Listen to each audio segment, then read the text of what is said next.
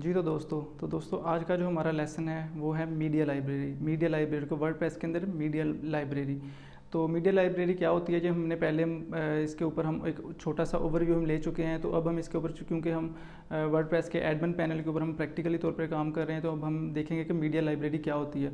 तो सबसे पहले मैं आपको बताता चलूँ कि मीडिया लाइब्रेरी के अंदर हम बहुत सारा डाटा जो है, अपनी बहुत सारी इमेजेस, वीडियोज़, ऑडियोज़, पीडीएफ्स, जो भी हमारे पास डाटा होता है हम पहले से अपलोड कर लेते हैं। मिसाल के तौर पर मैं आपको बताता चलूँ कि हमने कोई ऐसा आर्टिकल लिखना है अपनी वेबसाइट के ऊपर जिसके अंदर हमें बहुत सारी पिक्चर्स, इमेजेस की ज़रूरत है, बहुत सारी वीडियोस की ज़रूरत है, या उसके अंदर शायद हमें कोई ऑडियो की भी ज़रूरत है या पीडीएफ की ज़रूरत है।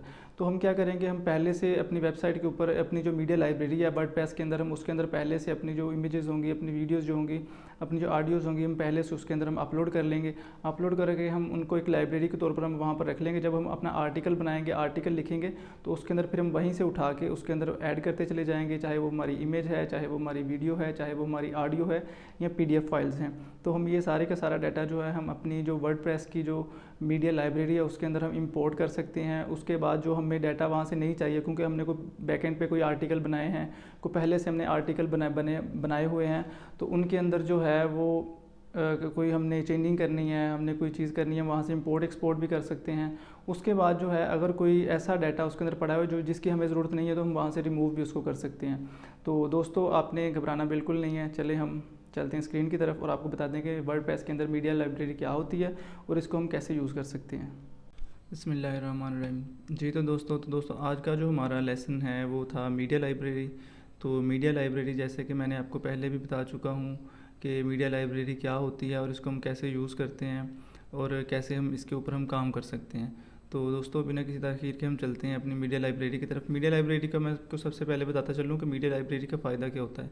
मिसाल के तौर पर हमने कोई अपनी वेबसाइट के ऊपर हमने कोई पेज बनाना है, हमने कोई आर्टिकल लिखना है, हमने कोई उसके अंदर पोस्ट ऐड करनी है, तो हम पोस्ट या आर्टिकल लिखने से पहले हम अपनी मीडिया लाइब्रेरी के अंदर उसका जितना भी मटेरियल है, खा वो वीडियोज़ हैं, ऑडियोज़ हैं, पीडीएफ्स हैं, पिक्चर्स हैं, कोई भी चीज़ हम ऑलरेडी पहले से उसके अंदर अपलोड कर लेते हैं, ताकि उसके बाद हमें बार बार चीज़ें कंप्यूटर के अंदर जाके उसकी बेसिक स्टोरेज के अंदर जाके हमें ढूंढनी ना पड़े।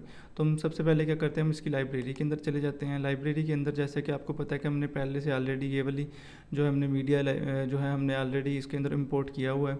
अगर हमने यहाँ पर कोई न्यू इंपोर्ट करना है तो हम यहाँ पर न्यू के अंदर जाएंगे, हम यहाँ पर सेलेक्ट करेंगे। उसके बाद यहाँ पर जो हमारे पास न्यू वाली पिक्चर्स होंगी जो हमने ऐड करनी होंगी, इसके अंदर हम जाकर वो सिलेक्ट करेंगे और सिलेक्ट करने के बाद हम उसको ओपन करेंगे और ये हमारे पास यहाँ पर शो हो जाएंगी।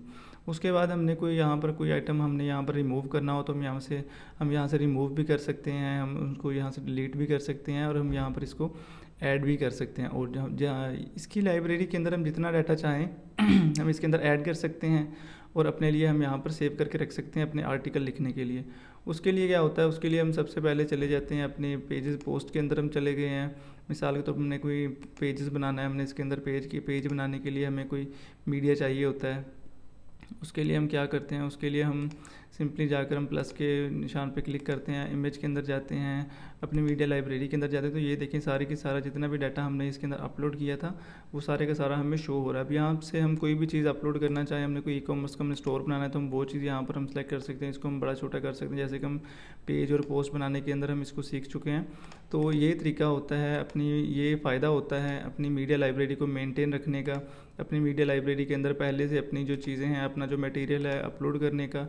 तो आपने भी अगर कोई पोस्ट बनानी है, कोई पेज बनाना है, तो आपको भी ये चीज़ सबसे आपके लिए बेस्ट यही तरीका है कि आप पहले से अपनी मीडिया लाइब्रेरी जो है उसको मेंटेन कर लें। जो भी आपको उसके अंदर वीडियो अपने अपनी वेबसाइट के ऊपर ऐड करनी है, आपने कोई ऑडियो ऐड करनी है, कोई पिक्चर ऐड करनी है, तो पहले से उसका जो मटेरियल है इकट्ठा करके आप अपनी वेबसाइट की अपनी जो वर्डप्रेस है उसके अंदर आप अपलोड कर लें अपनी मीडिया लाइब्रेरी के अंदर।